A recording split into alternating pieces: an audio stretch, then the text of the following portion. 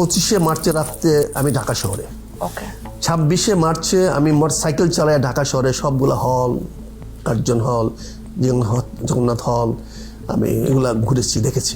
তৎকালীন সময়ে সবচেয়ে বড় দল ছিল মুসলিম লীগ।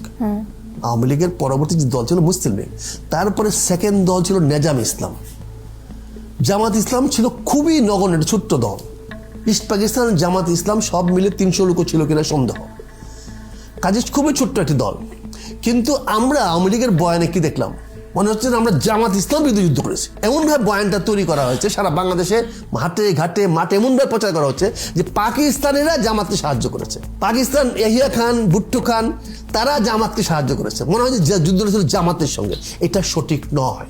আমি এই ইতিহাসটাকে পরিবর্তন করতে চাই, সত্যটাকে আনতে চাই। এখানে আমি বলতে চাই আমরা যুদ্ধ জামাতের ইসলামের বিরুদ্ধে করি নাই, অতএব জামাত ইসলামের কোনো যুদ্ধ অপরাধী নাই। আর বর্তমান জামাত ইসলামের যে প্রজন্ম, সেই প্রজন্মের জন্ম হয়েছে 71 সনের পরে।